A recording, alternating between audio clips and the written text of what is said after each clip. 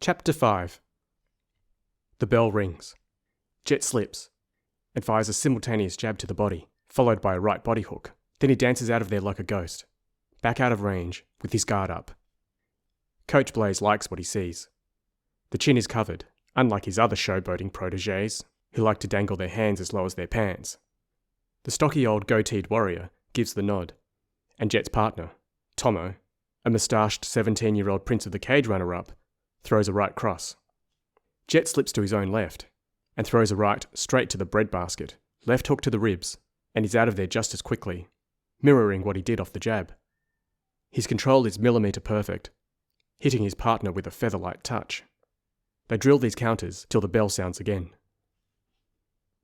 "All right, lads, out of the ring and over to the mat. Jett, get in Tomo's guard. Let's work those escapes," Coach Blaze booms. Tomo slips between the ropes of the squared circle and jumps off the edge. He plonks himself down in the middle of the blue jigsaw mats and waits for Jett to get between his legs. Crap, Jett thinks to himself.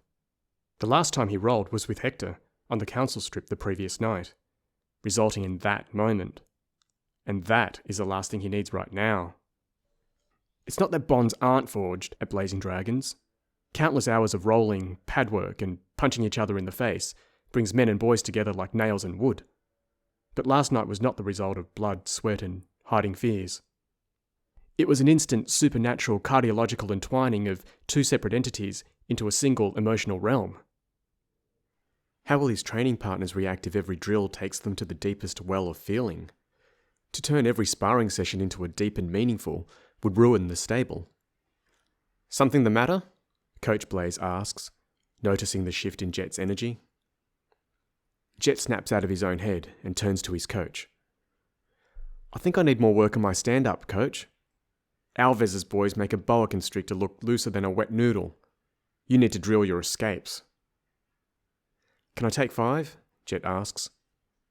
"Alvez's boys make marathon runners look like couch potatoes. You think they're going to give you even a split second?" Jett takes a breath, knowing what could come next. Tomo spreads his legs, welcoming Jett into his guard. Jett gets on his knees, slightly out of range, before shuffling closer. Tomo extends his right hand and Jett slaps it, the sideways high five being the mat equivalent of touching gloves. Tomo bridges a small gap that remains and wraps his legs around Jett's waist.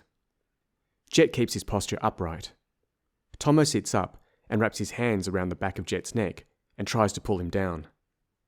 Jett dips his head and circles out of his partner's grip. Then he drives his elbows into Tomo's inner thighs and forces his legs apart. With enough leverage, he pushes down on Tomo's left knee and frees his own leg, then does the same with the right. He takes full mount, and with a lightning quick spin, has an armbar. Tomo taps. They go again and again until it's time to free roll. Tomo goes hard. He ain't losing to a 12-year-old in a live grappling match. And Jett goes fast. He instinctively feels that it's not a good idea for just anyone to know what lies in his heart.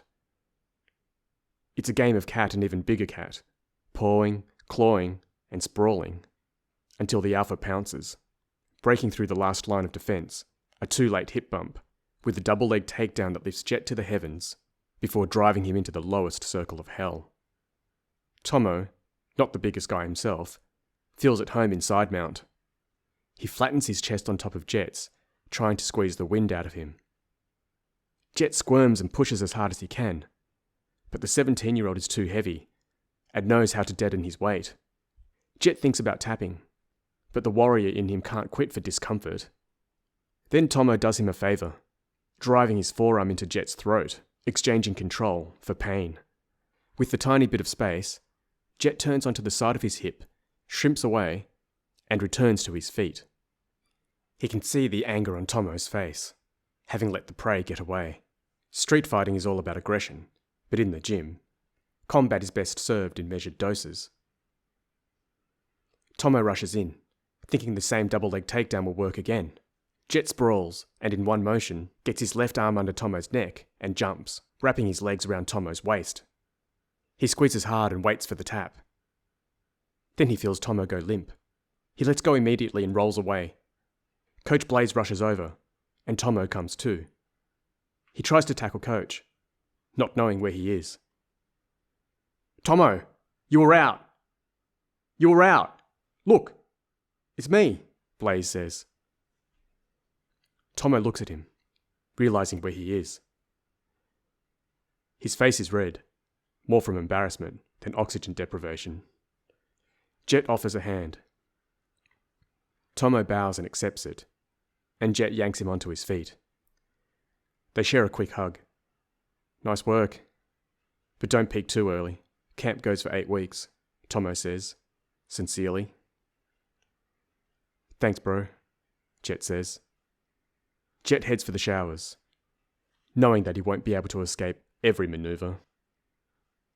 It's 10:30, and Jett can't sleep, but this time his gut is settled, and his heart rests at a normal rate. The glow of his iPad lights up his face. His muscle memory got him through MMA training in the afternoon, because his mind wasn't there.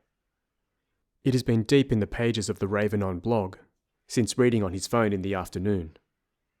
Her logo is a black raven, with its wings at full span. This week's post is Raven On Drugs. At 12 years old, Jett is easily impressed by big words.